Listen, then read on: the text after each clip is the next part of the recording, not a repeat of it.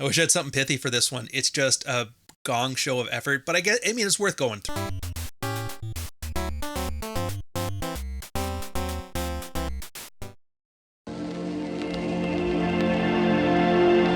Welcome. It's Midwatch. We're on one of our last episodes. This one is a field report from a guy, Sad Bear. I think I did well, but it's hard work. So hopefully this can give some insight to the noobs as the things that can happen as you travel the early stages of the road. I actually kind of like these ones because they're very bad field reports, but it's not that they're bad because they're poorly done. They're bad because the guys are new. And this is kind of how the learning process works. So I love these work in progress ones, and yeah, they're harsh, and yeah, the guy makes obvious mistakes, but everybody will learn this way, and I would be really disheartened if somebody saw a 2-year in, well-polished field report and decided, well, mine aren't nearly that good, I might as well give up on this thing. It's like, relax. Everybody was here. And it's like I always say, if you can't go back 2 years ago and see your first field reports and cringe about how fucking weird you were, then you're not doing it right. That's how growth works. So he left work late, wife was put out, arranged dinner. On the way home, he told her he's going to be home in 30 minutes. He arrived home to a nice steak dinner, red wine, chatted about the thing.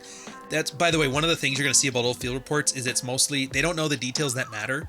They don't know what it is they're trying to accomplish. And so you mostly get just like a stream of consciousness description of everything in their day. I'm trying to skip all the superfluous details, but there is so much, it's hard. So if I end up rambling, you'll know that's why. It's not that I'm rambling, it's that the field report is rambling. So it kind of gives you an idea, like read between the lines, what is he going through here? He doesn't know, otherwise he'd be able to pinpoint it. Anyway, he's reading Married Man's Sex Life Primer, really enjoying it. The idea of surprise outings in the book caught his attention. The wife mentioned she really wanted to go back to some restaurant. And so he brings it up. She talks about having a work call the next day. He says, oh, that's too bad. Had a surprise for you tomorrow night. Oh, well. What's the surprise? He opened with a smile. Are you new to the concept of surprise? It doesn't matter. We'll do it later.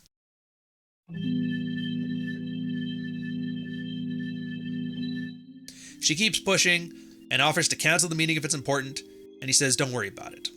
So after the story, I make a big blunder. My wife needs comfort and attention, but I grab the iPad and start a game. She mentions a form of childcare she got today and wanted to show dates I could be available for, and mentioned a few days and gave yes, no to proper thing. She's talking about setting up play dates for their dating life. Essentially that. So he's thinking, oh, for fuck's sake. Anyways, it's a bunch of like rambling neurotic mess, which really isn't important to the details, so I'm gonna skip past all of that. Here's how it ends though. I angrily put down my iPad, go out the front door, take a 30-minute walk. It was nice. I saw some owls and bats, blah. So you see how these things go? It's the same as the Rambo story. He goes from zero to panicked. And all it was about was her asking what the surprise is to see if she needs to cancel a meeting so he can take her out to dinner. Excuse me. So he comes back, wife's cuddling with the boys, and they pop in, say hi dad, the wife doesn't say anything. We watch the Big Bang for a bit, and the boys get up to bed. I follow them, tuck them in, go back to the kitchen, start cleaning up. Wife cooks, I clean up. Wife goes upstairs, and then she comes down later to watch some TV with me, and he's like, oh, it's a comfort test. Then I realize she's still angry, and he thinks it's a concealed shit test. So insert more arguments and conversation about nothing but feelings, him trying to take advantage or responsibility for her emotions, him trying to fix things, her emoting, her hiding information from him, all that stuff. Skipping to the end of this. She followed me into bed, and after a few minutes, I realized I'm elevated breathing, and I didn't want my wife to think I had feelings, so I got up and went to the room where I'd have weights and did a 15-minute workout, then went to bed and went to sleep. From the author and content creator that brought you the heartfelt, the F trophies for clout, the 6-foot-tall Tate, and the not funniest member of Rule Zero, Volume 2, Dread.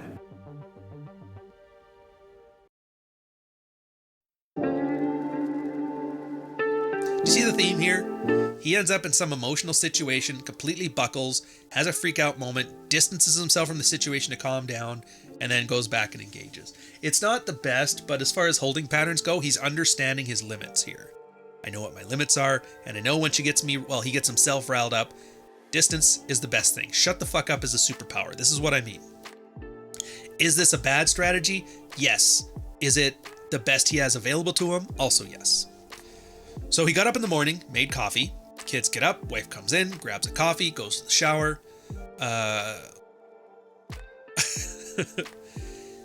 And then afterwards, she decides to greet him. Decides to give him the lovely kiss. An alarm clock. A blowy.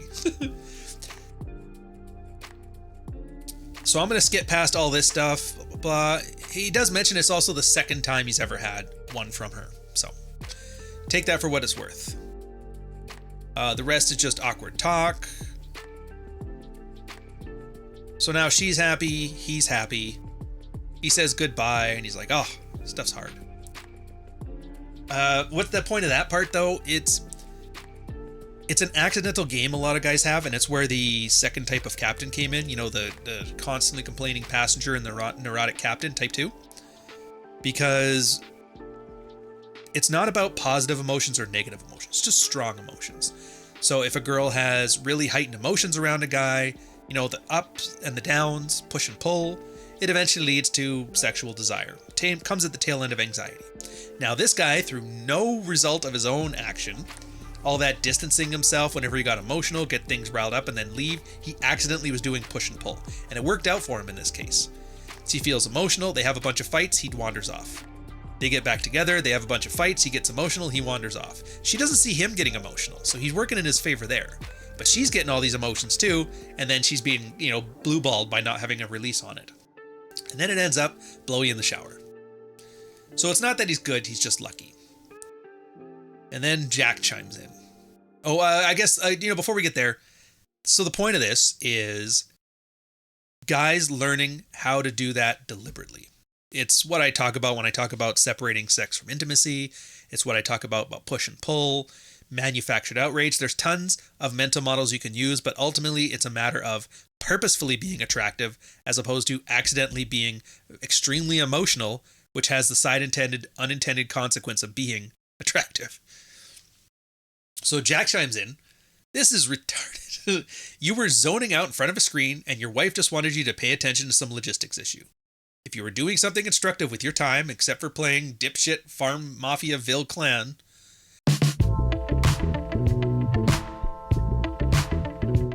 then this would have been a non-issue. My wife will ask, can you stop playing that and pay attention to me when I'm watching TV or whatever?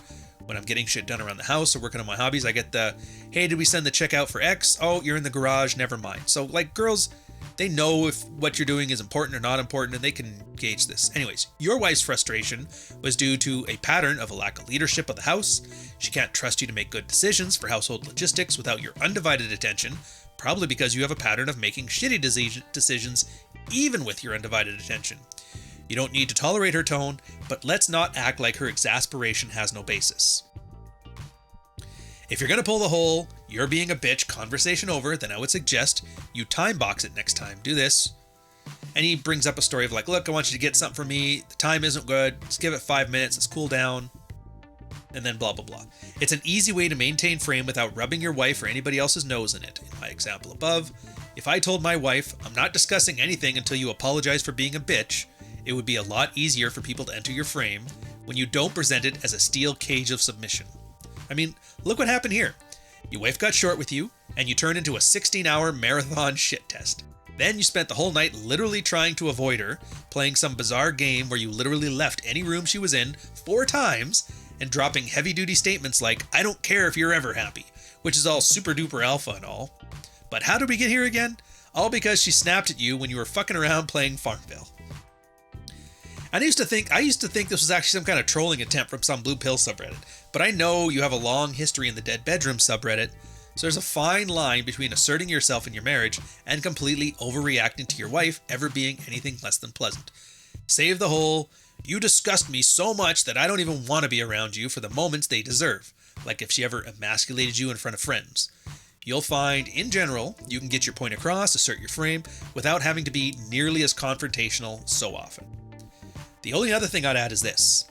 Handling something suboptimally and getting the desired result is still suboptimal. There's a saying in poker, don't confuse but misdirect. If you've ever played in a house poker game, there's usually some joker who plays randomly or going all in without looking at his cards or some shit like that.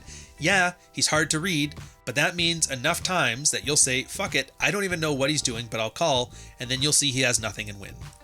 So consider that versus a player who's actually good at bluffing.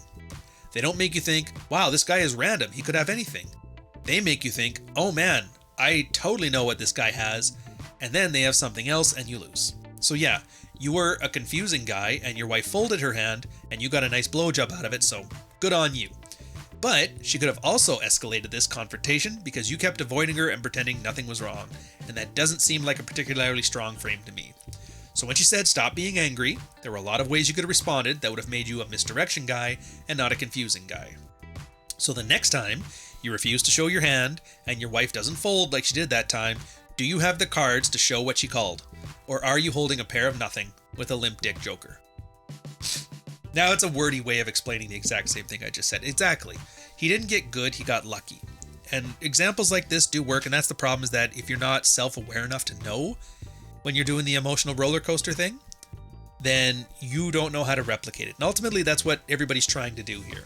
And this ultimately comes through the game stuff we talk about, the dark triad capabilities, boundary enforcement, the various mental models, not being a nice guy, the assertiveness training. You put all of this stuff together, and granted, at first, you're going to have some false positives and false negatives. Sometimes you're doing everything right from a boundaries perspective, but your wife flies off the handle and it doesn't work. It's not a problem with the system. It's just a matter of, sometimes you got to stick it out. Like, all right, keep doing this a few more times, she'll eventually learn. Patience. Other times, you completely screw up, you're very emotional, you're very validation seeking, you fly off the handle, you lose your frame, you still get a blowy at the end of it, that's great. Now learn to do that deliberately. If you can do that on purpose, then that works much better. And don't worry about it, you're gonna make mistakes. There's nothing wrong with that. Just try not to make the same mistake twice. Trust me, the second time he does this, he's probably not gonna get a blow in the shower. And keep in mind, I guess I'll end on this. This guy was in the dead bedroom community for like years. So for years they were talking about high sex drives and low sex drives and frigid wives and coping strategies. He comes here 3 months later, he's gotten laid more than he has in the last 2 years. Just saying. So even when we're not good, we're fucking good.